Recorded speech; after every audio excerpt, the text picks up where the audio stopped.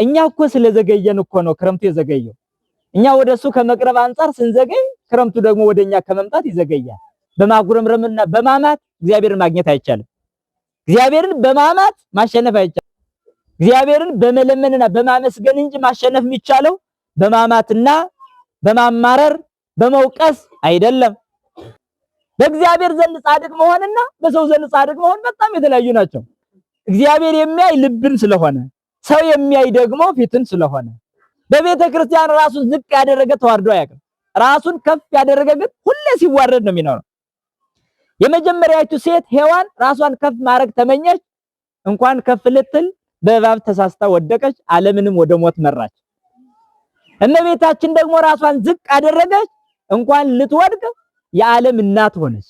መንፈስ ቅዱስ ምንድነው የሚያደርግ ካላችሁ፣ አንደኛ መንፈስ ቅዱስ የውስጥ ሰላም ይሰጣል። መንፈስ ቅዱስ ያደረበት ሰው ውስጡ አይታወክም፣ አይጨነቅም።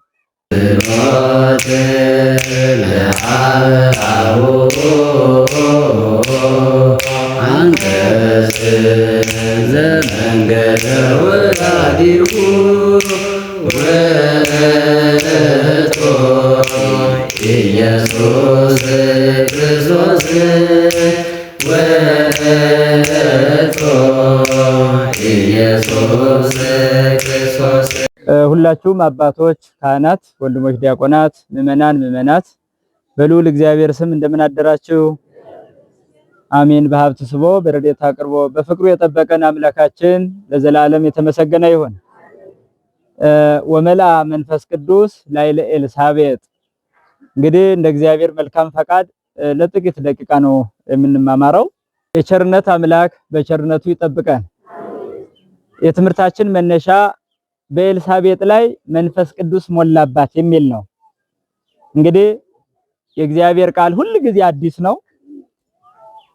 ልክ ምግብ ሁሉ አዲስ አይደል? ልክ የእግዚአብሔር ቃልም እንደዛ ነው። ሰው ካልሞተ ምግብ እንደማይተው ሁሉ ከዚህ ዓለም ካልሄደም መማሩን አያቆምም። ቃል እግዚአብሔር ምግብ ስለሆነ ማለት ነው። ስጋ በምግበ ስጋ እንደሚበረታ ነፍስ ደግሞ በምግበ ነፍስ በትምህርት ነው የምትበረታው የምትጠነክረው። ፈተናዎችን ማለፍ የምትችለው ስትማር ነው። ችግሩን መቋቋም የምትችለው ነፍሳችንም ቃል እግዚአብሔር ስታገኝ ነው ማለት ነው። እና በሉቃስ ወንጌል ምዕራፍ 1 ቁጥር 41 ላይ ያለ ቃል ነው። ምናልባት ማንበብ ለምትችሉ በዛሬው በቅዳሴው ዕለት ቅዳሴው ሰዓት የተነበበው ነው። በኤልሳቤጥ ላይ መንፈስ ቅዱስ ሞላባት ይላል። ይህ ቃል በጣም ጥልቅ ነገር እንድናወራ ወይም እንድንሰማ የሚያግዝ ቃል ነው። ኤልሳቤጥ የተባለች አንዲት ሴት እንደነበረች መጽሐፍ ቅዱስ ይናገራል። በሷ ላይ ደግሞ መንፈስ ቅዱስ እንደሞላባት ነው የሚናገረው። መንፈስ ቅዱስ ማለት ደግሞ ከሶስቱ አካላት አንዱ አካል የባህሪ አምላክ ነው ማለት ነው። ስለዚህ የባህሪ አምላክ የሆነ መንፈስ ቅዱስ የሞላባት እቺ ሴት ምን አይነት ብትሆን ነው? ምን አይነት ብትሆን ነው? አድሮስ ምን አደረገ?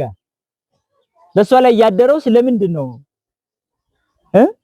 እኛ ላይስ መንፈስ ቅዱስ ሊያድር የሚችለው ምን ስናደርግ ነው የሚሉ ነጥቦችን ለማየት እንሞክራለን ማለት ነው። እንግዲህ ያለንበት ወቅቱ እንደምታውቁት ያው ክረምት ነው። ለእግዚአብሔር መልካም ፈቃድ ያው እዚህ ደርሰናል። ክረምቱ ዘግየት ብሎ ተጨንቀን ነበር አይደል? እውነት ነው። እንስሳትም ሰዎችም ዝናብ ሲቀር ይጨነቃሉ። ለምን ቢባል ሁሉም በምግበ ስጋ ስለሚኖሩ፣ እንስሳትም ሳር ቅጠሉ ሲለመልም ነው ደስ የሚላቸው፣ ሰውም ደግሞ እህሉ ሲበቅልለት ነው ደስ የሚለው። ስለዚህ ሰውና እንስሳ ዝናብ ከቀረ ይጎዳል። ዝናብ ከጣለ ግን የሚበላውን አጥቶ ራሱ በተስፋ ደስ ይለዋል።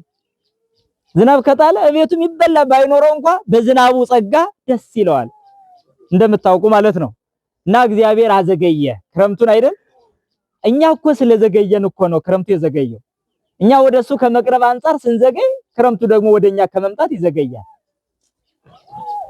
አያችሁ፣ የኛ ልብ ወደ እግዚአብሔር ከመቅረብ አንፃር ሲዘገይ ክረምቱ ወደኛ ከመምጣት አንፃር ይዘገያል ማለት ነው እንጂ እግዚአብሔር ውሃ አልቆበት ደመናው አልታዘዝለት ብሎ ነፋሱ አፈንግጦበት ይመስላችሁ ነበር? እንደዛ አይደለም። ለእግዚአብሔር ሁሉ ይታዘዛል። ደመናው ይታዘዛል፣ ነፋሱ ይታዘዛል፣ ዝናሙ ውሃው ይታዘዛል። የሱ ፍጥረት ነው። ሁሉም ይታዘዛል። ነገር ግን ራሱ እንዲህ ብሎ ተናግሯል። ኢእዝዞሙ ለደመናት እያውርዱ ዝናመ። ሰው በበደለን ጊዜ ዝናብ እንዳያወርዱ ደመናዎችን አዛቸዋለሁ ብሎ ይናገራል። ይህ ማለት ሰውን ለመቅጣት ሲፈልግ ቁንጥጫ የሚባለው እንደዚህ አይነት ነው። የእግዚአብሔር እንደኛ ዱላ አንስቶ ያዙ ይልቀቁ የሚል አይደለም። ወይም ቁንጥጫው እንዲሁ እኛ እንደምናውቃት ያለች አይደለችም። ወይ ሰማይ መስኮት ይዘጋል፣ ወይ ጦርነት ያመጣል፣ ወይ ረሃብ ያመጣል፣ ችግር ያመጣል፣ በሽታ ያመጣል። ቅጣት ነው ይሄ። ሰው ሲመለስ ደግሞ እሱም ይመለሳል። ቃል ገብቶልናል ማለት ነው። ተመየጡ ሀቤ ወአነ እትመየጥ ሀቤክሙ፣ ወደኔ ተመለሱ እኔም ወደ እናንተ እመለሳለሁ ብሎ ቃል ገብቶልናል። አያችሁ፣ አንዲት እናት ልጇ ሲረብሽ ወይም ሲበድላት ምሳ አልሰጥህም ብላ ትጣለዋለች አይደል? ሂድና እንጨት አምጣ ወይም ከብት ጠብቅ፣ ይሄን ካላደረክ ደግሞ ጭራሽ እራትህን አታገኝም ምሳህን አታገኝም ብላ ትጣላለች አይደል? ለጊዜው ነው። ትጨክናለች እንዴ? አትጨክንም። እሱ እስኪመለስ ነው፣ የእናቱን ትዕዛዝ እስኪፈጽም ብቻ ነው። ከዛ በኋላ ግን ይቅር ትለዋለች፣ ታበለዋለች፣ ታጎርሰዋለች። እግዚአብሔርም እንደ እናት ስለሆነ እኛ ስናጠፋ ስንበድል ልባችን አልስማማ ሲል ከሱ ጋራ ከህጉ ጋራ አልሄድ ሲል እንደ ቅጣት ያዘገያል። ሁሉን ነገር ሰላም ይነሳል፣ ሁከት ያመጣል፣ ክፋትን ሁሉ ፈጥራለሁ ብሏል ራሱ። በሰው ላይ የሚመጣው ክፋት ሁሉ በእኔ ትዕዛዝ ሊመጣ ይችላል ማለቱ ነው።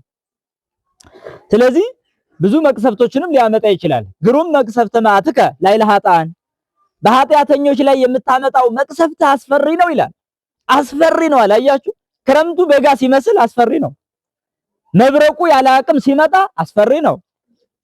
ጎርፎቹ እንዲሁ ያለ አቅም እርሻውንም ሰውንም እንስሳንም እየጠራረጉ ሲወስዱ አስፈሪ ነው።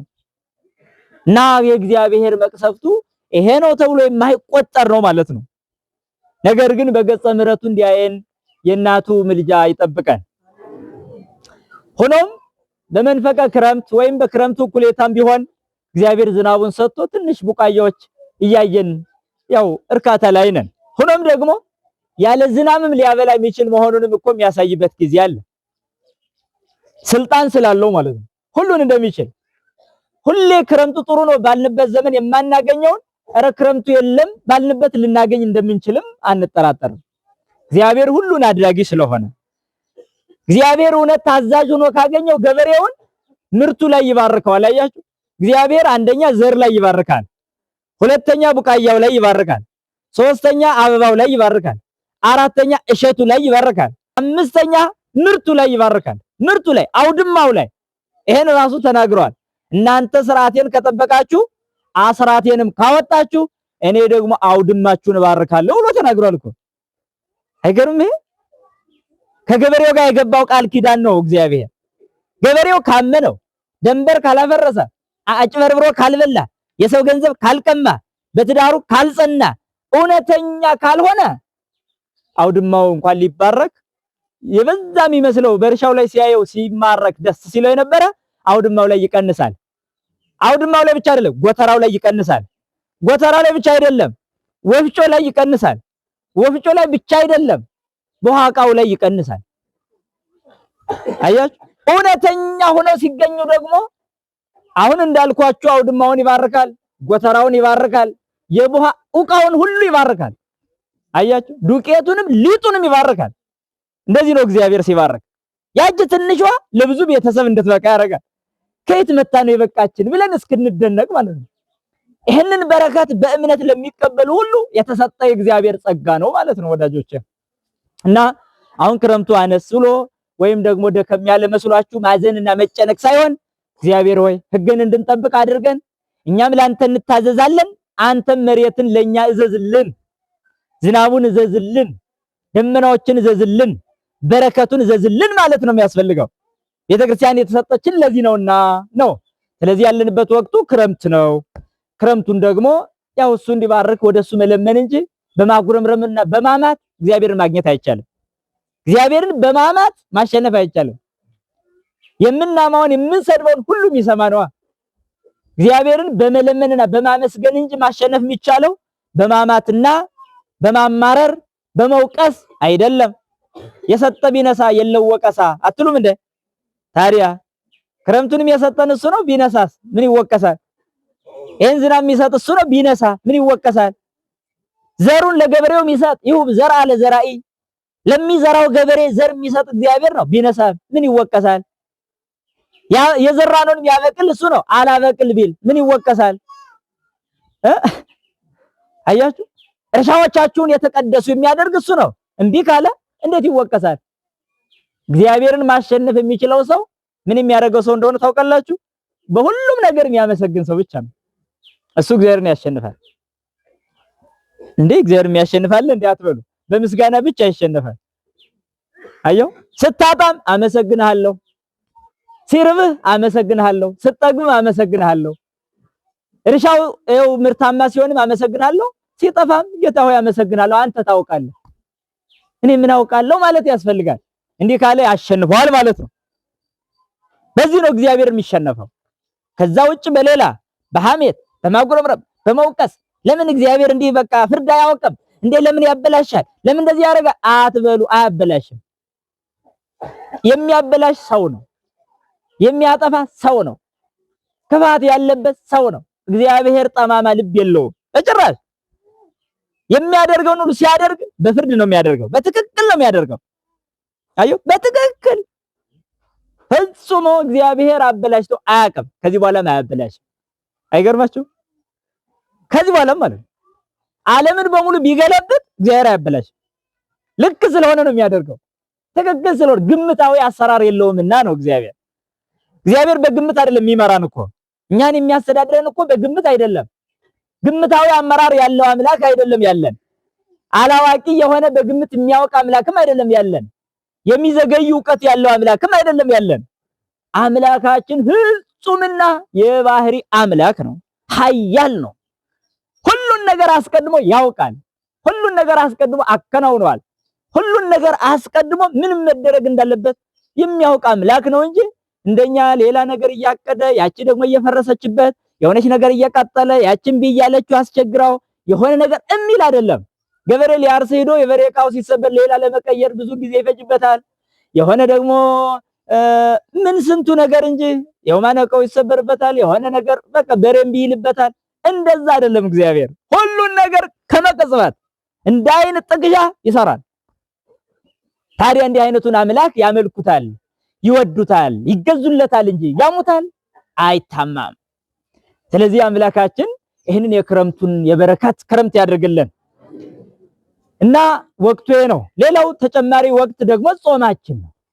የእናታችን የድንግል ማርያም የፍልሰቷ ጾም ይባላል። አሁን የያዝነው ሕፃናት ሁሉ የሚወዷት ስጋውና ደሙን የሚቀበሉባት በጣም የተቀደሰችና እጥር ያለች ነገር ግን ከእግዚአብሔር ጋር ስንገናኝ ደግሞ የበለጠ የምታምር ለነፍሳችን መድኃኒት የሆነች ጾም ተሰጣናለች። እቺ 14 ሱባኤ ናት። 16 የእመቤታችን ትንሳኤዋ እርገቷ ነው ይታሰበው። 14 ቀን 2 ሱባኤ ይባላል። 7 ቀን 1 ሱባኤ፣ 2 ሱባኤ የሚባለው ደግሞ 14 ቀን ይባላል። ስለዚህ አሁን ያለነው ነሐሴ 10። ስለዚህ የቀሩን የሱባኤ ቀናት 4 ናቸው ማለት ነው። ሐሙስ ሱባኤው ያልቃል። 5ኛ ወይም 15ኛው ዓርብ እንዲሁ ትጾማለች። ከዛ ቅዳሜ ትንሳኤዋና እርገቷን እናከብራለን ማለት ነው። ስለዚህ በዚች ጾም ውስጥ ደግሞ ለየት ያለ ታሪክ ይነገራል። የእመቤታችን በርካታ በውዳሴዋ በቅዳሴዋ ትርጓሜ በሰፊው ይተነተናል፣ ይነገራል፣ ይመሰጠራል ማለት ነው። ታዲያ በዚህ ጾም ውስጥ ደግሞ እኛ ምን አድርገን እንደመጣን እንዴት ነው እያደረግን ያለነው ምን ሰራንበት የሚለውን መገምገም የየራሳችን የግል ህይወት ይሆናል ማለት ነው አይደል? እና ይሄን ካየን አሁን ወደ አነሳነው ነጥብ ስንመጣ በኤልሳቤጥ ላይ መንፈስ ቅዱስ ሞላባት ይላል። እንዴው ስለዚህ ቅድስት ሴት ትንሽ እናንሳ። ኤልሳቤጥ የተባለች ሴት መንፈስ ቅዱስ የሞላባት ሴት ናት። ይቺ ኤልሳቤጥ እንደሚታወቀው የካህኑ ዘካርያስ ሚስት ናት። የካህን ሚስት ናት። አስተውሉ። የካህኑ ዘካርያስ ሚስት ናት። ነገር ግን እስከ እርጅናቸው ድረስ ልጅ አላገኙም። እንዲህ አይነት ፈተና የገጠመባት ሴት ናት። ቅዱስ ሉቃስ ሲጽፍልን ሁለቱም በእግዚአብሔር ዘንድ ጻድቃን ነበሩ ይላል። እነዚህን ሁለቱን ካህኑ ዘካርያስና እቺ ቅድስት ኤልሳቤጥ ሁለቱ በማን ዘንድ ጻድቃን ነበሩ? እስኪ ንገሩኝ። በእግዚአብሔር ዘንድ ጻድቃን ነበሩ ይላል። አያችሁ፣ ይሄ ከባዱ ህይወት ነው። በእግዚአብሔር ዘንድ ጻድቅ መሆን ይከብዳል። በሰው ዘንድ ግን መምሰል ይቻላል፣ ቀላል ነው። በሰው ዘንድ ደጋግ የሚመስሉ በትዳራቸው ውስጥ ግን እሾህ የሆኑ ሰዎች አላያችሁ? በሰው ዘንድ ጻድቃን የሚመስሉ በትዳራቸው ውስጥ ግን ኃጥአን የሆኑ አላያችሁ? በከተማው አካባቢ በመሸታ ቤቱ አካባቢ እየጋበዙ አይዞ እያሉ ደግነታቸውን ለሰው ያስመሰከሩ፣ እቤት ውስጥ ግን ለትዳር ማነቆ የሆኑ ለልጅ አስተዳደግ ማይመቹ በስካርና ሚስትን በመደብደብ የሚታወቁ ሰዎች አታውቁ? አየው፣ በሰው ዘንድ ጻድቅ መሆን ቀላል ነው ማለት ነው። በእግዚአብሔር ዘንድ ጻድቅ መሆን ማለት ግን በሰው ታይታ ላይ ጻድቅ መሆን ማለት አይደለም። በልብ ነው ጻድቅ የሚሆነው በእግዚአብሔር ዘንድ ሲሆን። አያችሁ፣ በእግዚአብሔር ዘንድ ጻድቅ መሆንና በሰው ዘንድ ጻድቅ መሆን በጣም የተለያዩ ናቸው። በጣም ማለት ነው። ለምን ቢባል እግዚአብሔር የሚያይ ልብን ስለሆነ፣ ሰው የሚያይ ደግሞ ፊትን ስለሆነ። ስለዚህ በላያችን እኮ ጻድቅ መምሰል ቀላል ነው አይደለ? ያው እንደ ድራማ ነው የሚሆነው እንጂ ማለት ነው። እግዚአብሔር ጻድቅ ሰው ሲያይ ግን ልቡን ነው የሚያየው። ልብን ስለሆነ የሚያየው መዋሸት አይቻልም በእግዚአብሔር ፊት ማለት ነው። በሰው ፊት ግን ዋሽተ ጻድቅ መምሰል ይቻላል። ሰው ሲያገኙትም እንዲህ እያሉ ጻድቅ መምሰል ይቻላል። በእግዚአብሔር ፊት ግን ማስመሰል አይቻልም። ፈጽሞ ህሊናን ያውቃል። ልብ ውስጥን ሆድን ያውቃል። ሆድ ላይ ምን እንደተቋጠረ ያውቃል። የተቋጠረን ቂም ሰው ላይ ያውቅ ይችላል። በአፉ ሰላም ሰላም ሲል ብቻ ደግ ሰው ሊመስለን ይችላል። በልብ ውስጥ ግን ቂም ካለ ራሱ እግዚአብሔር ነው የሚያገኝ፣ ሰው አያውቅም። ስለዚህ እነዚህ ሁለቱ ሰዎች በእግዚአብሔር ዘንድ ጻድቃን ነበሩ ነው የሚለን። እስኪ እችን ሞክሯት ወዳጆቼ፣ እስኪ እችን እንሞክራት። ምንዋን በእግዚአብሔር ዘንድ ጻድቅ መሆን የሚቻለው እንዴት ነው? በእግዚአብሔር ዘንድ እኮ ነው። በሰው ዘንድ ቀላል ነው። ዛሬውኑ ማድረግ ትችላላችሁ። በሰው ዘንድ ዛሬውኑ ማለት ነው። በሰው ዘንድ ጻድቅ፣ በሰው ዘንድ ንጹህ፣ በሰው ዘንድ ደግ ሰው መምሰል በጣም ቀላል ነው። በጣም ማለት ነው። ለምን ቢባል ሰው አይምሮን አያይማ፣ ሰው ልብህን አያውቅማ። ሰው ልብህን ስለማያውቅ ደግሞ ምን መምሰል ይቻላል? ጻድቅ መምሰል ይቻላል። ደግ ሰው መምሰል፣ መጽዋች መምሰል፣ ዘካሪ መምሰል ይቻላል። በእግዚአብሔር ፊት ጻድቅ መሆን ግን ከባድ ነው። ታዲያ እነዚህ ሁለቱ ባልና ሚስት በእግዚአብሔር ዘንድ ጻድቃን ነበሩ ነው የሚለን። በእግዚአብሔር ዘንድ ይሄን ያዙት። በጣም እናቶቼ አባቶቼ እችን ያዟት። በእግዚአብሔር ዘንድ ጻድቃን ነበሩ ነው የሚለን። ታዲያ በእግዚአብሔር ዘንድ ጻድቃን የሆኑ ሰዎች በሰው ዘንድ ይህን ያህል እንደ ጻድቃን ላይታዩ ይችላሉ። ምክንያቱም ሰው የሚያይ የውጭን ነው የውስጥን አይደለምና በሚያየው ልኬት ነው የሚያወራው ሰው። እግዚአብሔርም ደግሞ በሚያየው በውስጥ ልኬት ነው የሚያጸድቀው። ስለዚህ እነዚህ ሰዎች በእግዚአብሔር ፊት ጻድቃን እንደነበሩ ይነግረናል። ታዲያ ግን ጻድቃን ሆነው ሳለ ለምንድን ነው ልጅ ያጡ? ልጅ ግን አልነበራቸው። ልጅ አልነበራቸው። ገራሚ ደግሞ ይሄ ነው። ለምሳሌ አሁን ብዙዎቻችሁ ወልዳችኋል። ልጅ እግዚአብሔር ለጻድቃን ይሰጣል ወይስ አይሰጥም? ይሰጣል። ግን ለምን አልሰጣቸውም ታዲያ? ለኃጥአንስ ይሰጣል ወይስ አይሰጥም? እግዚአብሔር ልጅን ለኃጥአን ይሰጣል አይሰጥም? ለክፎች ይሰጣል አይሰጥም? ለተንኮለኞች ለሴረኞች ይሰጣል አይሰጥም? ስለዚህ ልጅ የወለዳችሁ ጻድቃን ስለሆናችሁ አይደለም ማለት ነው። አያችሁ፣ ልጅ የሌለውን እንደ ኃጢአተኛ፣ ልጅ ያለውን እንደ ጻድቅ እንዳትቆጥሩ በዚህ መጠንቀቅ ይቻላል ማለት ነው። አያችሁ፣ ያልወለደ ሰውን እንደ እርግማን ቆጥራችሁ ያ ሰው እኮ ምን ክቡብ ብትሆን ነው እንደዚህ ያረጋት፣ ያቺ ሴት ክቡብ ብትሆን ነው ባይሰጣት ነው እያላችሁ በየጎረቤት ሰው የምታሸማቅቁ ካላችሁ ተጠንቀቁ ማለት ነው። ስለዚህ ጻድቃን ስለሆናችሁ አይደለም የምትወልዱት፣ እግዚአብሔር ለክፎችም ስለሚሰጥ ነው። አያችሁ፣ ገበሬው ጻድቅ ይሁን ኃጥእ ከዘራ ይበቅልለታል አይደል? አይደል እንዴ? የጻድቁ እርሻ በቀለ የኃጥኡ እርሻ አልበቀለም ብለናል። እግዚአብሔርስ አድርጎታል? አላደረገውም።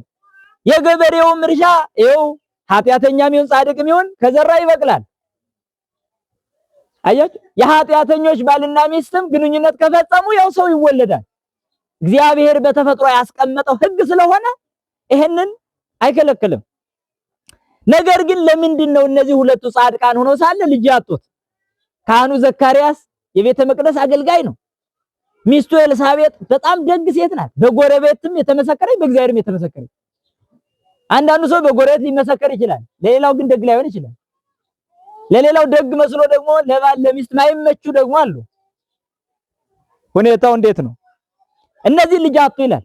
የሚገርማችሁ እስከ 90 ዓመታት ድረስ በህይወተ ስጋ አሉ፣ ግን ልጅ የላቸውም፣ አርጅተዋል። ከዚህ በኋላ እሷ የምትወልድበት ደም የላትም።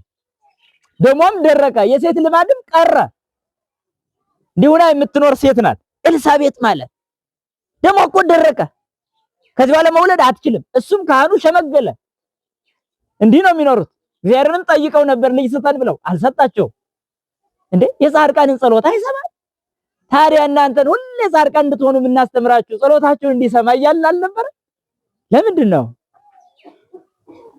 አያችሁ፣ እኛ የምንፈርደው አይደለም ማለት ነው። የእግዚአብሔር የሥራ ጊዜው በሰው ዘንድ አይታወቅም። አያችሁ። ታዲያ ከዕለታት አንድ ቀን ይህ ዘካርያስ የተባለው ካህን ቤተ መቅደስ የማይጠንት የሰሙኑ ጊዜ ደርሶት እዚያ እያገለገለ ሳለ የእግዚአብሔር መልአክ መጣ። አያችሁ፣ ጻድቃን ስለሆኑ መጣና የእግዚአብሔር መልአክ ምን አለው? ዘካርያስን ደስ ይበልህ፣ ሚስቴ ኤልሳቤጥ ልትጸንስ ነው፣ ልጅ ትወልዳለች ብሎት ቁጭ አለው ማለት ነው። በዚህ ሰዓት ዘካርያስ ደነገጠ። እንዴ እኔ አርጅቻለሁ፣ ሚስቴም አርጅታለች፣ ከሴት ልማድ የወጣች ናት፣ እንዴት አሁን በዚህ መጽነስ መውለድ ይቻላታል አለ ማለት ነው። በዚህ ሰዓት መልአኩ ምን አለ? ይሄ ከእግዚአብሔር የመጣውን መልእክት ስለተጠራጠርክ አንደበትህ ዲዳ ይሁን፣ መናገር ይሳነህ፣ ልጁ እስኪወለድ ድረስ ብሎ ቁጭ አለ። ለምልክት እኮ ነው። ከዛ በኋላ ዲዳ ሆኖ ከቤተ መቅደስ ወጥቶ ህዝቡን አስተምራለሁ ብሎ ወጣ። የለም ዲዳ ነው። ህዝቡ ምን አጋጠመው እያለ በጣም ተሰቃየ፣ ተጨነቀ። ያው አሁንም በዝምታ ቀጠለ በምልክት። ከዛ ሚስቱም ጸነሰች። ከዚያ ጊዜው ደረሰ። ነገር ግን በዚህ ጽንሰት እያለች 6 ወር ሞላት። ልጅ የሌላት እያሉ የሚሰድቡ ሁሉ ሴቶች አይተው እንዳይነቅፏት ጽንሷን ሸሸገች። ሰፋ ያለ ልብስ እየለበሰች ምንም ሳትታወቅ ለ5 ለ6 ወራት ጽንሷን ሸሸገች። ጽንስ እኮ ይሸሸጋል ታውቃላችሁ? አዎ ይሸሸጋል። ኤልሳቤጥ ጽንሷን ሸሸገች፣ ሰፋ ያለ ልብስ እየለበሰች። ጽንሷን መሸሸግ ለምን? እቺ ሽማግሌ በወጣትነቷ ሳትወልድ ሳትጸንስ አሁን ቂጣ በልታ ቢነፋት ጸነስኩ ትላለች እያሉ ደግሞ ይሳለቁባታል። ሰው ችግረኛ አይደለም? ዝም አይልም እኮ ሰው። በቃ የሆነ ነገር ሲሆን የሆነ ነገር ይፈጥራል፣ የሆነ ነገር ሲሆን የሆነ ነገር ያወራል። ሰው ዝም ማለት አይችልም። ምንም በማያውቀው ነገር ሳይቀር ለመፍረድ ችኩል ስለሆነ ሰው እንዳይፈርዱብኝ ብላ ጽንሷን ሸሸገች። ታዲያ እሷ በጸነሰች በ6ኛው ወር ደግሞ ሌላ አስደንጋጭ መልእክት ይዞ መጣ። ያ መልአክ ወዴት መጣ ይመስላችኋል? በገሊላ ወደ ምትኖር ወደ አንዲት የ15 ዓመት ቆንጆ፣ ወደ አንዲት ወጣት፣ ወደ አንዲት ድንግል መጣ። ይህ መልአክ እኮ ነው ትናንትና ሽማግሌዎቹን እንደሚወልዱ ነገራቸው። አሁን ደግሞ መጣና አንዲት ወጣትን ደግሞ ምን አለ? ምንም ባል የሌላት ወንድ የሚባል የማታስብ ንጽሕት የሆነች ራሷን ለእግዚአብሔር የሰጠች አንዲት ድንግል ጋር ሂዶ ምን አላት? ደስ ይበልሽ አላት። እንደገና ይህ መልአክ ምን ነካው? እስኪ ያስተውሉ እናንተ። እንዴ አሁን ይሄን ከማውራቱ በፊት ከ6 ወር በፊት አንድ ሽማግሌን ካህን ብድግ አድርጎ ሚስት ትጸንሳለች ብሎት ነበረ ሸምግለው ሳለ። አሁን ደግሞ ወደ አንዲት ድንግል መጣና ደስ ይበልሽ ትጸንሻለሽ አላት። ነገር ግን እቺ ድንግል ምን አለች? እንዴት አይነት ሰላምታ ነው? ለሴት እንዲህ አይነት ሰላምታ ይሰጡታል አለች። እኔ ወንድ ሳላውቅ እንደምን እጸንሳለሁ? መሬት ያለ ገበሬ ዘር ሳይዘራ መሬት አታበቅልም፣ ሴትም ያለ ወንድ አትጸንስም አለች እቺ ወጣት። በዚህ ሰዓት ግን አንደበቷን ሊዘጋ አልደፈረም። እስኪ አሁን የዚያ 6 ወር ላይ ያን ካህን እኮ አንዲት ቃል ቢመልስ ዘግቷል። አሁን የምናከብርላት ፍልሰቷን እመቤታችንን እኮ ነው እቺን ድንግል ማወራቸው። የድንግሊቱ ስም እኮ ማርያም ነው። እዚች ላይ ሲደርስ ግን ዝም ብቻ ንግግሩን ነው የቀጠለው። እንዲያውም ከሱ በላይ እሷ መልስ ሰጥታ ነበር እኮ። ምን አለች? መሬት ያለ ዘር ልታበቅል ሴት ያለ ወንድ ልትጸንስ እንዴት ትችላለች አለችው መልአኩን። ያንኑ መልአክ እኮ ነው፣ ሌላ እንዳይመስላችሁ። ባለፉት ጊዜያት ያን ካህን አንደበቱን የዘጋው እንዲያውም እሱን ቢከፍት ቢያስተምር አይሻልም ነበር? የሱን አንደበት ዘግቶ የዚች ድንግል ግን አንደበት መዝጋት አይደለም እየሰገደ ነው ያወራት። እየሰገደ ከሰው የተወለደች እኮ ናት። እቺ ያነ የኢያቄም ልጅ ናት። ታዲያ እየሰገደ ምን አላት? ደስ ይበልሽ አላት። ትጸንሻለሽ ወንድ ልጅም ትወልጃለሽ አላት። እንዴት ይሆናል ብላ ተከራከረች። ይገርማቸዋል። ጥቅስ አመጣላት። ምን የሚል? ከዘመዶችሽ ወገን የሆነች ሽማግሌቱ ኤልሳቤጥም እኮ ጸንሳለች አላት። ምን ማለቱ ነው? ያች እንግዲህ ደሟ ከደረቀ የመጽነስ ልማድ የሚባል ነገር ሳይኖራት ያች ሽማግሌ ከጸነሰች እግዚአብሔር ሁሉን ቻይ ስለሆነ አንቺም ያለ ወንድ ልትጸንሺ ነው ማለቱ ነው። ታዲያ እሷ ግን ምን አለች? ኤልሳቤጥ ጸንሳለች ሲል እሷ እኮ ዘካርያስ ምክንያት አላት፣ እኔ ማን ምክንያት አለኝ እንደማለት አያችሁ። ታዲያ ግን ይመላክ ምን አለ? ለእግዚአብሔር የሚሳነው ነገር የለም ማለት። እነሱን በሽምግልናቸው እንዲወልዱ እንድትጸንስ ካደረገ በሽምግልናዋ አንቺም ያለ ወንድ እንድትወልጂ ማድረግ ይችላል። የምትወልጂው ደግሞ እንደ ሌሎች ሴቶች አይደለም ማለት ነገራት። እንዲያውም የምትወልጂው ደግሞ ፍጡር አይደለም አምላክን ራሱን ነው የምትወልጂ አለ። የራሱን አምላክ እኮ ነው የምትወልጂ። ለዛ እኮ ነው ያከበራት ያልደፈራት። በጥንቃቄ ነው የተላከው እንደ ዘካርያስ እንዳታረግ ተብሎ በጥንቃቄ ይላካል ማለት ነው። አያችሁ መላእክት የሚያከብሯትን ነው ዛሬ የምናከብራት። ጾሟን የምናከብርላት እመቤታችን መላእክት ያከብሯታል። መላእክት ያቢዋ ነው የሚላት፣ ያከብሯታል፣ ያወድሷታል። እህታችን ይሏታል። እመቤታችንን ሲጠሯት በንጽህና ከሰው ወገን ተወልዳ ግን በንጽህና መላእክትን መስላ ማለት ነው። እህታችን ይሏታል። እና ለእግዚአብሔርማ የሚሳነው አለ ብዬ እንዴት አምናለሁ ብላ ለእግዚአብሔር አይሳነውም ብላ አመነች። አያችሁ አሁን ክረምቱ ቢያንስ ክረምቱ ቢበዛ እግዚአብሔርን ካመን ነው ካመጣው አምጣ ብለን ብናምን እግዚአብሔር ሚተውን ይመስላችኋል? ይተዋል?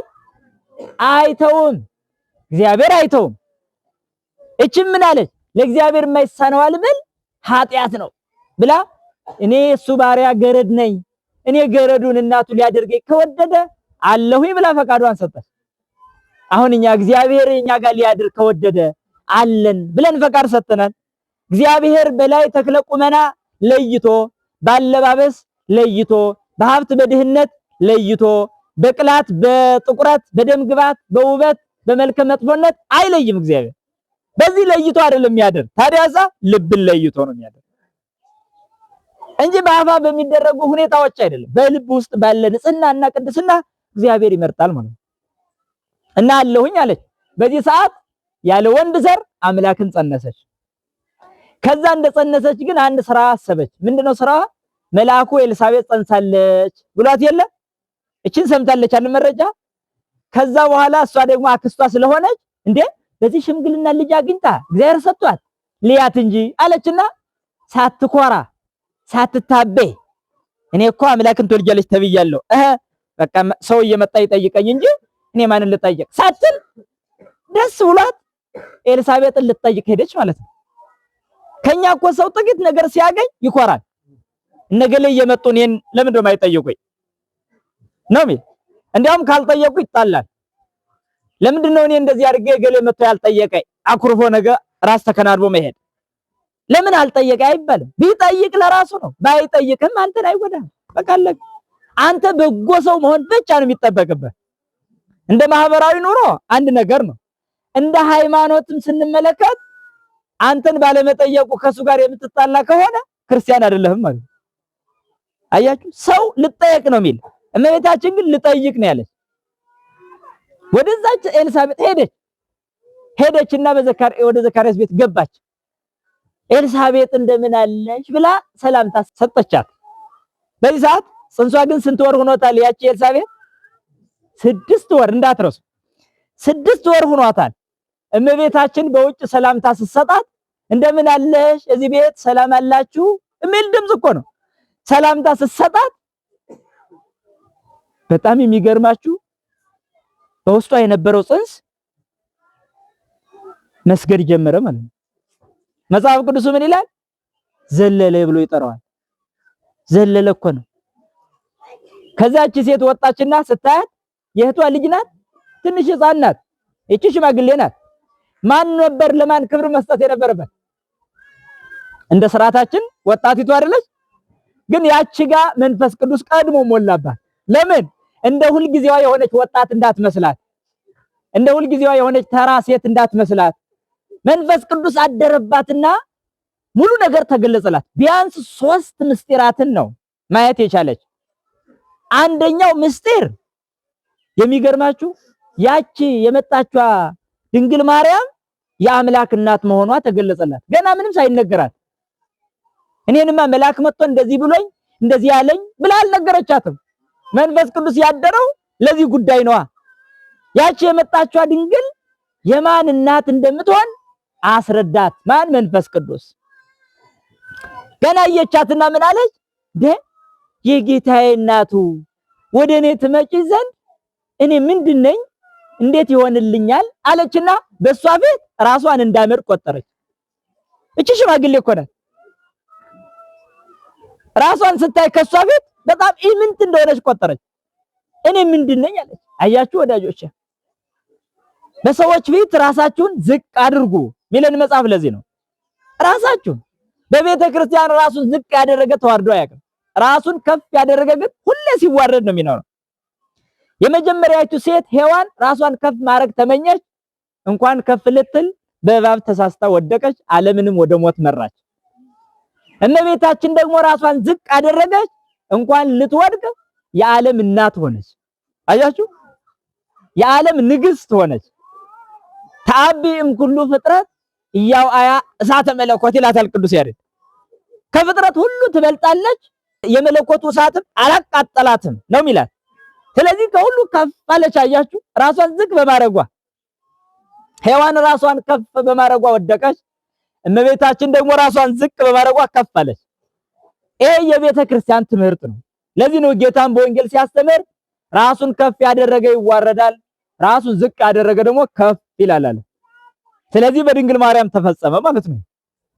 ታዲያ እቺ ወጣት በሽማግሌቱ ፊት በጣም ትልቅ ሆነች ማለት ነው። የእህቷ ልጅ ናት እኮ ማርያም። መጣሽ፣ እንዴት ነሽ፣ ደህና ሰነበታችሁ ማለት ነበረባት። ግን እንደዛ አይደለም። እንዲህ አይነት ቃላት እንድትናገር አይደለም መንፈስ ቅዱስ ያደረባት። እንደ ተራ ወጣት አድርጋ እንድታያት አይደለም። ለምን? ያቅምሽ አይደለችም እቺ ወደ አንቺ የመጣች ሴት ነው።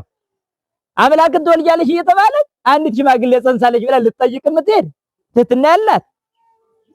እኛ ምን ጎረቤት ላይ አንዲት የወለደች እንኳን ለመጠየቅ እኮ የሆነ ቀን ሰድባን ከሆነ እኮ አኩርፈን ነው ምንቀር። የሆነ ቀን የሆነ በድላናለች ብለን ካሰብን እኮ እንኳን ማርያም ማረች ማለት እንኳን ይከብደናል አይደለ? አያችሁ የኛ ድክመት። በቃ የሆነ ቀን እንጂ ወፍጮ ላይ በተራ ተጣልታችሁ እንኳን ሌላ ቀን አትጠይቋት። አቤት የኛ ክፋት ምን ያደርግላችኋል? ምንም። ቂም ቆጥባችሁ ለመቼ ልታረጉ? መቆጠብ ከቻላችሁ ገንዘብ ነው ቆጠብ ማድረግ የሚጠቅመው። ቂም የሚቆጥብ ሰው ለመቼ ይሆናል? ቂምን አባክኑ፣ ገንዘብን ግን ቆጠብ አድርጋችሁ ተጠቀሙ። አያችሁ፣ አብዝቶ ከመደገስ መቆጠብ ገንዘብን፣ እህልን። ቂምንስ አባክኑት፣ አውጡት፣ አባሩት፣ ስደዱት ማይጠቅም ስለሆነ እና እመቤታችን በትህትና አማካኝነት ልትመሰገን ይገባል። አያችሁ ትህትናዋ ነው። ከዛች ኤልሳቤጥ የመጀመሪያ መንፈስ ቅዱስ አድሮ ምንድነው ያደረገላት? ማን እንደሆነች ከሷ ጋር የምትኖረው ሰላምታ ልትሰጥ የመጣች ቤቷ ላይ ልትጠይቅ የመጣች ማን እንደሆነች እንድታውቅ ነው ያደረገ። ባታውቅ ኑሮ ትደፍር ነበራ። መድፈር ሲባል እንዲሁ ሌላ ድፍረት ሳይሆን እንደ ማንኛይቱም ሴት አድርጋ እንዳታይ ማለት ነው። የሆነች ወጣት አድርጋ እንዳታስብ፣ የእህቷ ልጅ ስለሆነች ቀለል አድርጋ እንዳትጠራ። አሁን ግን በስሟ እንኳን ልትጠራ አልደፈረችም። አያችሁ መንፈስ ቅዱስ ያድርባት። የጌታዬ እናቱ ወደ እኔ ትመጪ ዘንድ እኔ ምንድነኝ ብላ ራሷን ዝቅ አደረገች። አንዱ ይሄ ነው መንፈስ ቅዱስ አድሮ የሰራላት። ሁለተኛው ደግሞ እንዲህ ማለቷ እንድታውቅ መሆን ብቻ አይደለም፣ እንድታከብራት እንድታመሰግናት አደረገ። ምን አለች? ቡርክት አንቲ እምአንስት፣ ከሴቶች ተለይተሽ አንቺ የተባረክሽ የተመሰገንሽ ነሽ አለቻት። እንደገና እሷን የማን እናት መሆኗን ማወቅ ብቻ ሳይሆን እንድታመሰግን አደረጋት። መልአኩ ገብርኤል ሲያመሰግናት አልሰማችም ነበረ። መንፈስ ቅዱስ አድሮ ግን የመልአኩን ድምጽ እንደገና ለሷ አሰማት። መልአኩ የተናገረውን ቃል እቺም ሽማግሌ ደገመች፣ አመሰግነቻት። አንቺ ከሴቶች ተለይተሽ የተባረክሽ ነሽ አለቻት። ይሄን ነገር በደንብ አስተውሉ። ከሴቶች ተለይተሽ ማለት እዚህ አንዲት ደግ ሴት ብትቆይ እቺ ሴት እንደገና ሌሎች ከሚዋሹ ሴቶች የተለየች ብትሆን አይደንቅም አይደለ? በቃ አንዲት ምትዋሽ እዚህ አንዲት እውነት የምትናገር ብትሆን ከሁለቱ እውነተኛዋ ትበልጣለች። አንዲት ከምኑም የምትሰርቅ ሴት ብትቆይ ከማትሰርቀዋ ትበልጣለች። አንዲት ነገረ ሰሪ ሴት ብትኖር ነገር እንደው ማታመላልስ ቁጡብ የሆነች አንደበተ ቁጡብ የሆነች ሴት ትበልጣለች። የታወቀ ነው አይደል? እመቤታችን ደግሞ ቅድስና ካላቸው ሴቶች በላይ ከነሱ ሁሉ ትበልጣለች ነው። ቅድስና ካላቸው መጽሐፍ ቅዱስ ካመሰገናቸው ሴቶች ሁሉ በላይ። ስለዚህ አንቺ ከሴቶች ተለይተሽ የተባረክሽ ነሽ አለቻት። መንፈስ ቅዱስ አድሮ ምን አደረገ? እንድታመሰግናት አደረገ ነው ሁለተኛው። ሶስተኛ መንፈስ ቅዱስ ምን አደረገ? የ6 ወር ጽንስ በውስጡ ሆኖ ለሷ ሲሰግድ እንደገና በውስጧ ላለ ሕፃን ለጌታ ሲሰግድ እንድታውቅ አደረገ። ምን አለች ታዲያ? አንቺ ወደኔ በመጣህ ጊዜ የሰላምታሽን ድምጽ በሰማሁ ጊዜ በማህፀኔ ያለው ጽንስ አለች በደስታ ዘለላለች። በደስታ አሁን ልጅ እኮ ይረግጠኛል፣ ልጅ እንደዚህ ይንቀሳቀሳል እኮ ይላሉ አይደል ሴቶች። ግን ለምን ምን እያደረገ እንደሆነ ግን አያውቁም። እቺ ሴት ግን በደስታ ብላ ቁጭ አለች። ያ ሕፃን ይደሰት ይዘን ይክፋው በምን ያውቃሉ ሴቶች? አያውቁ። እቺ ግን መንፈስ ቅዱስ ስላደረባት በደስታ ዘለለ ብላ በጣም የሚገርም ንግግር ተናገረች። እና መንፈስ ቅዱስ ማደሩ አንደኛ እሷ ማን እንደሆነች እንድታውቅ የአምላክ እናት እንደሆነች፣ ሁለተኛ እንድታመሰግናት፣ ሶስተኛ ደግሞ በማህፀኗ ስላለው ጽንስ ጥልቅ ነገርን እንድትናገር አደረጋት። መንፈስ ቅዱስ አደረባት ያለን ለዛ ነው።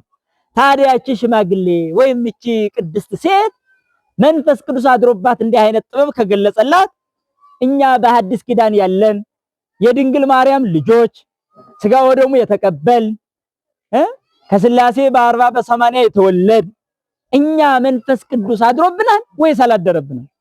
እስኪ እናንተ ራሳችሁ ገምግሙ ራሳችሁን። መንፈስ ቅዱስ አድሮባት ይህን ታሪክ አሰራት። መንፈስ ቅዱስ አድሮባት ልዩ የሆነ ነገር አደረገላት። እመቤታችንን እንድታውቃት ማን እንደሆነች በክብሯ እንድታመሰግን አደረጋት። እኛ የእግዚአብሔር ልጆች ነን ብለን የምንመካ ክርስቲያኖች ነን ብለን የምንመካ ሁሌ ቤተክርስቲያን የምንገኝና እኛ መንፈስ ቅዱስ በእኛ ውስጥ ያለ ይመስላችኋል ወይስ የለም? ይሄ በጣም ያስጠይቃል ማለት ነው። እስኪ የራሳችሁን አስቡና መንፈስ ቅዱስ ምንድነው የሚያደርግ ካላችሁ፣ አንደኛ መንፈስ ቅዱስ የውስጥ ሰላም ይሰጣል። መንፈስ ቅዱስ ያደረበት ሰው ውስጡ አይታወክም፣ አይጨነቅም። ፈተናም ይግጠመው መከራም ይምጣ ምንም ይሁን አይጨነቅም፣ ነፃ ነው። ይሄ የመንፈስ ቅዱስ የሥራ ውጤት ነው። አያችሁ፣ የምንወደው ሰው ሲሞትብን፣ ንብረት ሲጠፋብን፣ ከብት ሲሞትብን፣ እርሻ ደርቆ ሲቀርብን፣ አዝመራ ቢያንስብን፣ ሰላምና ጭንቀት በመካከል እኛ ጋር ሰላም ማጣትና ጭንቀት ተባብረው ይጎዱናል ማለት ነው። ይሄም የሆነው ለምንድን ነው ካላችሁ ግን በመንፈስ ቅዱስ የተሞላ ሰውነት ስናጣ ነው። ስለዚህ አንዱ መንፈስ ቅዱስ የሌለ መሆኑ መለያው ተጨናቂ ነው የሚሆነው ሰው። ጭንቀት፣ ምን እበላለሁ ጭንቀት፣ ምን እለብሳለሁ ጭንቀት፣ እንዴት እኖራለሁ ጭንቀት፣ ይሄን ክረምት እንዴት አልፋለሁ ጭንቀት። ይሄ ጭንቀት መንፈስ ቅዱስ ካላደረ ሰው ልብ ውስጥ ነው ያለው። አሁን ራሳችሁን ገምግሙ። ሌላው መንፈስ ቅዱስ ያላደረበት ሰው መለያው ምንድነው ካላችሁ፣ መንፈስ ቅዱስ ያላደረበት ሰው ልቡ ቂመኛ ነው። በቀል ቂምና በቀል አይለይም ጭራሽ። ሲሰድቡም አቂሞ ይቀራል፣ ሲያሙትም አቂሞ ይቀራል፣ የሆነ ነገር ከወሰዱበትም አቂሞ ይቀራል፣ የሆነ ብቻ ወሬም ይስማ አቂሞ ይቀራል። መንፈስ ቅዱስ ያላደረበት ሰውነት ልቡናው ይቅርታ የለውም። ይቅር ማለት አቀበት ነው የሚሆንበት። መታረቅ ያሉት እንደሆነ እራሱ ጋር ካልታረክ ብሎ ሲኦል ያግባይ እስከ ማለት ሊገዘት ሁሉ ይችላል። ይሄ መንፈስ ቅዱስ ተለይቶታል። መንፈስ ቅዱስ የተለየው ሰው ደግሞ መንግስተ ሰማይ ሊገባ አይችልም። አያችሁ ወዳጆቼ፣ እስኪ አሁን ራሳችሁን ገምግሙ። ላዩ ዝናብ ታቹ ጭቃ በሆነበት በዚህ ክረምት መብረቅና ነጎድጓድ እየተፈራረቀ የሰውን አእምሮ የሚያስደነግጥበት ወቅት ነው። ይሄም ሆኖ ግን ሰው ድንግጥ ብሎ አቤት እኔ ሳልታረቅ እንዳልሞት እንጂ ብሎ የሚያስባል ይሆን? እንደዚህ የሚጨነቃል? የሚያስጨንቅስ ይሄ ነው። እና መንፈስ ቅዱስ ያላደረበት ሰው ሌላኛው መለያ እርቅ የለውም። በቃ ተበድሎ ያኛው ልካስህ እያለው እንኳን ጅንን ማለት ነው የሚወደው። ውስጡ ትዕቢት አለ። ፈሪም እንዳይባል መልሶ ይፈራል። ሰምታችሁኛል? ፈሪ እንዳይባል መልሶ ይፈራል። ፈራ እኮ ታዲያ አዩ ቢታረቅ ፈሪ ይሉኛል ብሎ መታረቅን ይፈራል። ያው ፈሪ ከመባል እኮ አልዳንክም። ያው ፈርታል እኮ ፍርሃት እኮ ነው። አያችሁ ስትታረቅ ፈሪ እንዳትባል ትፈራለህ መልሰህ ማለት ነው። አዩ የሚታረቅ እኮ ፈሪ አይደለም። የሚታረቅ ጀግና ነው። የሚታረቅ እኮ በጣም ጎበዙ ነው አይደል? ነው እንጂ ፈሪማ አይታረቅም እኮ ጀግና ነው የሚታረቅ። ምክንያቱም ጀግና የሚባለው ሰው በዚህ ዓለም ሌላን ሰው የሚያሸንፍ ሳይሆን ራሱን የሚያሸንፍ ነው።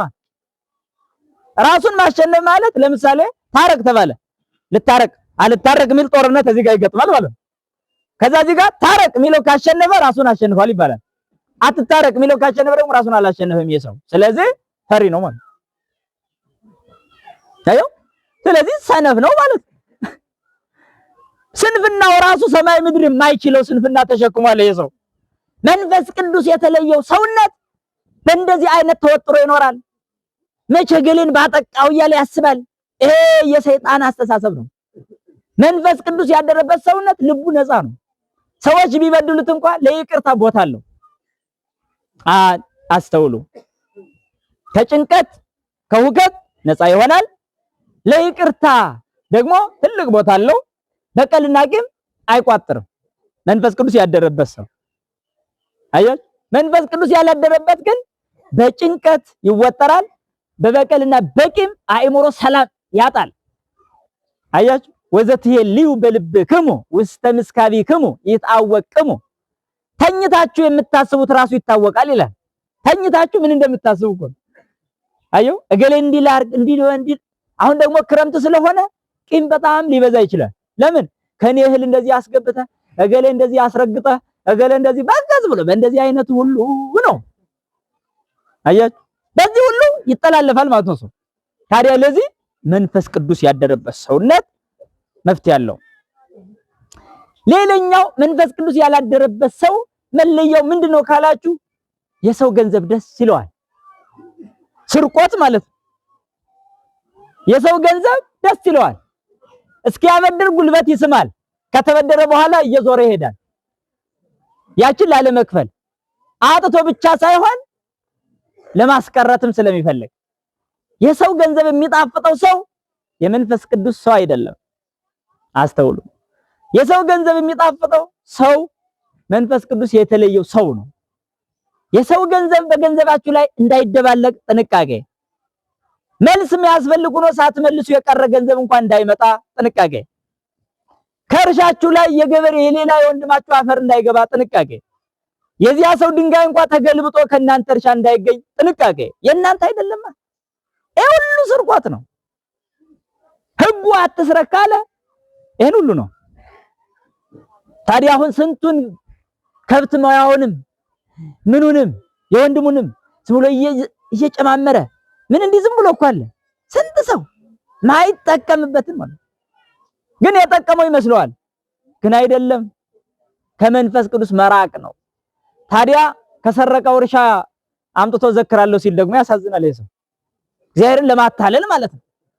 ሰንበቴ ይከፍላል ያመጣል፣ ግን ሌባ ነው፣ ግን ያመጣል።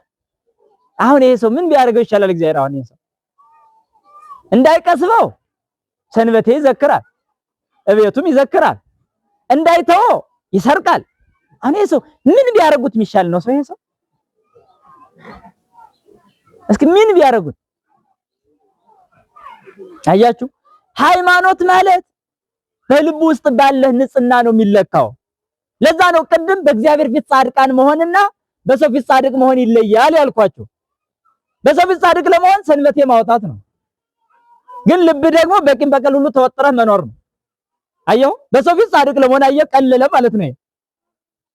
እዚያ ትሰርቃለህ፣ እዚህ ትሰጣለህ። ስለዚህ በሰው ፊት ጻድቅ መሆን ተቻለ ማለት ነው።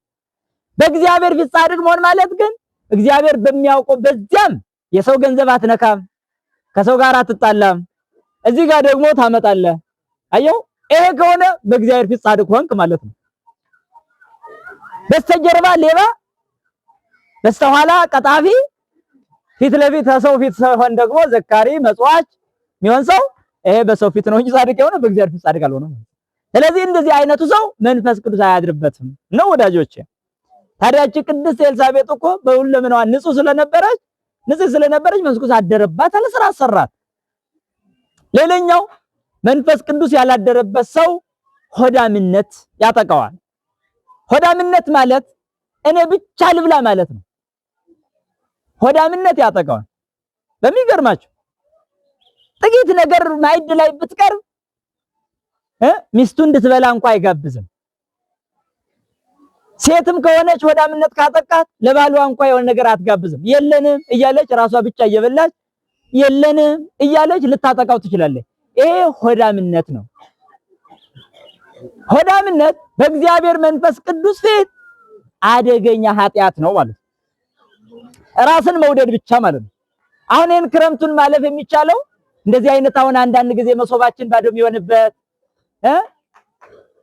ማድጋችን የሚጎልበት ሆኖ ቢገኝ እንኳን ያለቿን በፍቅር እንዴ ባሌ ሲመጣ ማን አለው ብላ አንዲት ልባም ሴት ባሏን ብቻ ትንከባከባለች። ለራሷ አይን ያል ቦታ አሰጠው እየተጎዳች እንኳን ቢሆን እሱ ደግሞ ለሷ ያስባል። አያችሁ እሷስ ቢሆን እኔን እየጠበቀች ነው የሚወደጅ የት አግኝታ ይበቃናል። ይሄ ነው ትክክለኛ ትዳር፣ ትክክለኛ ክርስትና የሚባለው። ሆዳምነት ባለበት ትዳርም ሆድ ነው፣ ሃይማኖቱም ሆዱ ነው፣ አምላኩም ሆዱ ነው። የሚጸልየውም ወደ ሆዱ ነው፣ የሚያወራውም ስለ ሆዱ ነው፣ የሚኖረውም ስለ ሆዱ ነው። ታዲያ ይሄ ሰው መንፈስ ቅዱስ ይለየዋል። አያችሁ በዳሰሳ ጎጇችሁ ላይ ፍቅር የሆነውን እግዚአብሔርን ጋብዙት። ያን ጊዜ ግማሽ እንጀራ ስታቀርቡ ባልና ሚስት ይጠግባሉ። ባልና ሚስቱ ከዛ ለልጆች የሚተርፍ ይሆናል። የሚገርም እኮ ነው። ፍቅሩ አልተጋበዘምና ግን አጠግቡም። ብዙ አቅርባችሁ ሳይቀር አጠግቡም። ብዙ ጠጣችሁ አትረኩም። አያችሁ ሆዳምነትን ቆርጦ መጣል። በምን ይቆረጣል? በመንፈስ ቅዱስ ፍቅር ነው። ላንተ ይገባል፣ ላንቺ ነው እንጂ እንኪ እንካ። ይሄ ሲሆን መንፈስ ቅዱስ አብሯችሁ አለ። እስትንፋሱን ቅዱስ የሆነውን እስትንፋስ እፍልበታል ማዕዱ ላይ። ጌታ ሆይ ራስ ባርከው ብላችሁ ጋብዙት። ያን ጊዜ ማዕዳችሁ የተባረከ ይሆናል። ፍቅር ያለበት ማዕድ በረከት አለው ማለት ነው። እንዲህ ነው ማሸነፍ የሚቻለው የኑሮ ውድነትን። ሆዳምነት ስለበዛ እኮ ነው የኑሮ ውድነት የሚባለው ይበዛ አይደለም። ኑሮ ውድነቱ ከፍ አለ የሚባለው የሆነ ነገር አጣን፣ ገበያ ሄደን የሆነ የምናገኘው የለም ከተባለ አሁን መፍትሄው ማን ነው ማለት ነው? መንፈስ ቅዱስ ነው ማለት ነው። ወደ ቤታችን መምጣት ያለበት ፍቅር ነው ማለት ነው። ቤታችን መምጣት ያለበት ያን ጊዜ በረከት አለው። ሆድ ሳትበላው እየጠገበ ነው የሚሄደው። አይገርማችሁም? እግዚአብሔር ሳያበላ እንኳን እንደሚያኖር አታውቁ? እንኳን ጥቂት ቀምሰን ይቅርና እዚያ ላይ የእግዚአብሔር እስትንፋስ አለ። እዚያ ላይ የእግዚአብሔር ቃሉ ይባረክ ብሎ ተናገረ። ቃሉ ባለበት ላይ በረከት አለ። እስትንፋሱ ባለበት ላይ ምህረት መብዛት ይታይበታል። ስለዚህ በዚህ ልክ ነው ሆዳምነት መንፈስ ቅዱስን ያባራል። በተለይ ደግሞ እንዲህ አይነት ትንሽ የዘመን ችግር መወሳሰብ ሲመጣ ሰውን ሁሉ እንደ እንስሳ ነው የሚያደርገው። ሰውን ሁሉ አየው እየተገፋፋ የሚበላው እንስሳ ነው። ሰው ግን ኧረ አንተ ቅደም፣ አንተ ብላ፣ አንተ ጠጣ፣ አንተ ልበስ።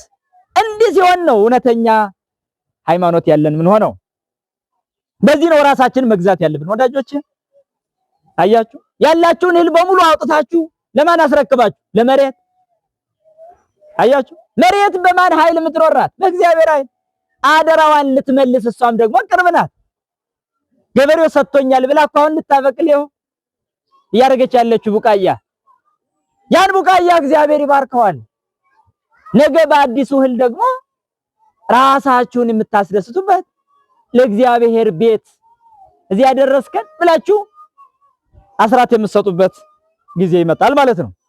እና መንፈስ ቅዱስ ያላደረበት ሰው ሆዳምነት ያጠቃዋል። ሆዳምነት ከመንፈስ ቅዱስ ይለያል ማለት ነው። ሆዳምነት ያለ ሰው አይጾምም። ጾም ጸሎት የሚባለው በሙሉ ተራ ይሆንበታል ማለት ነው።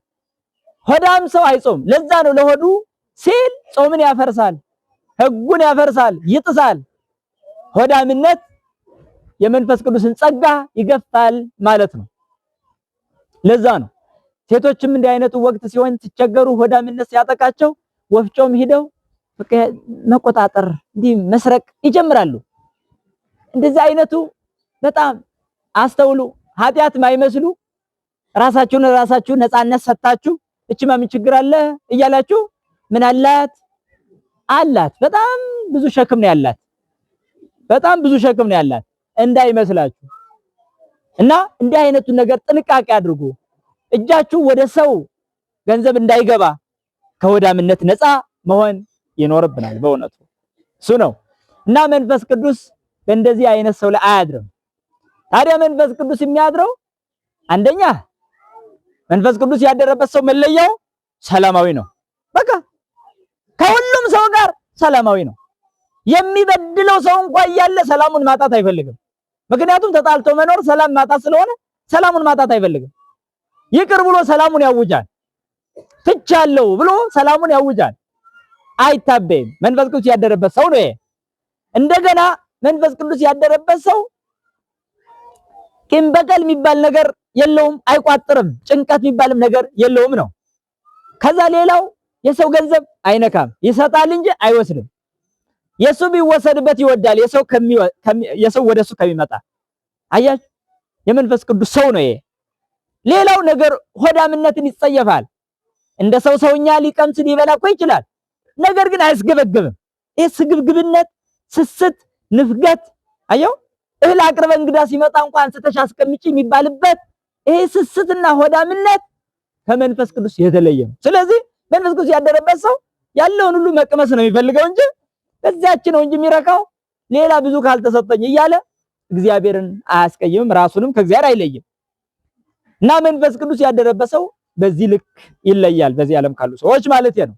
እና መንፈስ ቅዱስ ያደረባት ኤልሳቤጥ ላይ ብዙ ስራ ሰራ። እኛ ጋርስ መንፈስ ቅዱስ አለ? ትዳራችሁ ላይ መንፈስ ቅዱስ አለ? ስራችሁ ላይ አለ? ይሄን ፈትሹ ወዳጆቼ፣ ጠንክሩ፣ በርቱ። እኛ እኮ እግዚአብሔር አለ፣ እናቱንም ደግሞ እናታችን ትሆን ዘንድ ደግሞ ሰጥቶናል። ድሆች እኮ አይደለንም። የእናቴ አባት ድሃ ሳንሆን ለምንድን ነው የገንዘብ ድሃ መስለን ራሳችን የምንጎዳው? በቃ ይሄን ነው መቤቴ አንቺ ታውቂያለሽ ማለት ይቻላል። ርርት ናት፣ መማፀን ይቻላል። ስለዚህ መንፈስ ቅዱስ ከኛ ጋር የሚሆነው እኛም በእግዚአብሔር ፍቅር በሰው ፍቅር ስንታጀብ ነው። ፍቅር የሌለው ሰው ውስጥ መንፈስ ቅዱስ የለም። 4 ነጥብ ልንገራችሁ። 4 ነጥብ ነው የምነግራችሁ። ፍቅር በሌለበት አሁን ሌሊት ብርሃን አለ? ሌሊት ፀሐይ አለ እንዴ? ሌሊት ፀሐይ የለም ካላችሁ ቂም በቀል ባለበት ውስጥ መንፈስ ቅዱስ የለም። ፍቅር በሌለበት ውስጥ መንፈስ ቅዱስ የለም። ይሄን 4 ነጥብ ያዙ። ልናስመስል ነው የምንችለው ብቻ። ነጠላችንን ልብስ አድርገን እዚቹን እንመጣለን፣ እንሳለማለን፣ አብረን ቁጭ እንላለን፣ በቃ እንሄዳለን። ቂሙ ግን አለ አይደል? መንፈስ ቅዱስ የለም። ምረጡ። አሁን ቂማችሁን ትመርጡ ወይስ መንፈስ ቅዱስን? ማንን? መንፈስ ቅዱስን ከመረጣችሁ አሁን በልባችሁ በስተኋላ በተለያየ ቦታ ላይ ያለውን ሰው ተጣልቻለሁ የምትሉትን አሁን በልባችሁ እርግፍ አድርጋችሁ ትታችሁ መሄድ ነው። እሱም ቢቢልስ ምን አደርጋለሁ ብለህ ምክንያት ልትፈጥር ትችላለህ። አንተ ራስህ ተው። ራስህ ከተውከው እግዚአብሔር ካንተ ጋር ይሆናል። አየሁ፣ እንዲህ አይነት አሸናፊነት ያስፈልጋል።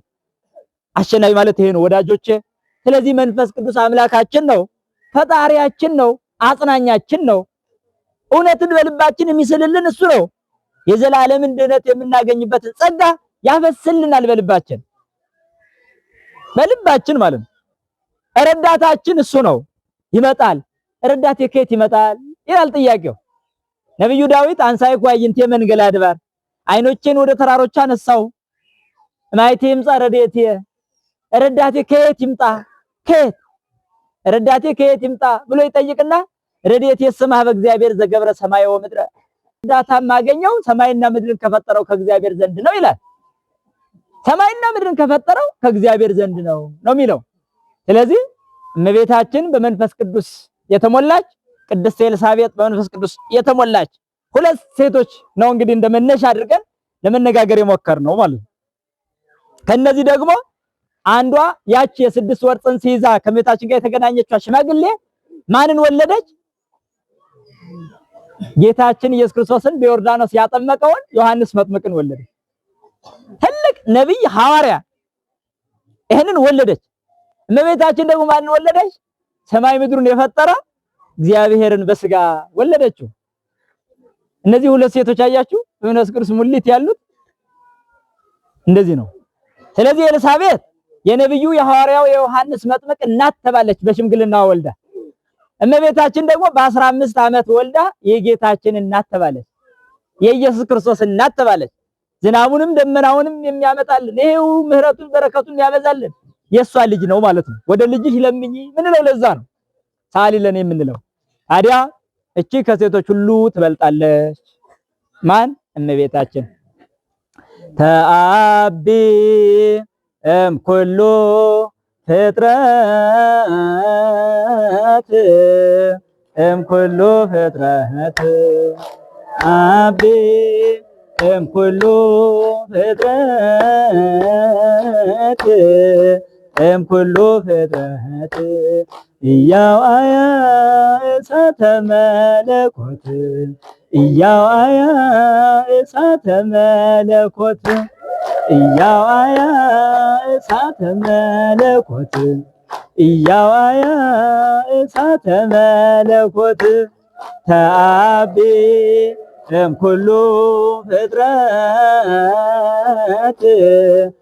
ኩሉ ፍጥረት ተአቢ ኩሉ ፍጥረት ኩሉ ፍጥረት ኢያዋያ እሳተ መለኮት ኢያዋያ እሳተ መለኮት ኢያዋያ እሳተ መለኮት ኢያዋያ እሳተ መለኮት ተአቢ ኩሉ ፍጥረት ኩሉ ፍጥረት ተአቢ ኩሉ ፍጥረት ኩሉ ፍጥረት ኢያዋያ እሳተ መለኮት ኢያዋያ እሳተ መለኮት ኢያዋያ እሳተ መለኮት ኢያዋያ እሳተ መለኮት። እግዚአብሔር አምላካችን የተመሰገነ ይሁን። እኔም ተናግሬያለሁ። ተናግሮ ከማጥፋት እናንተም ሰምታችኋልና ሰምቶ ከማጥፋት ይሰውረን። ለብርሃነ መስቀሉ በሰላም ያድርሰን። ይስጥልን።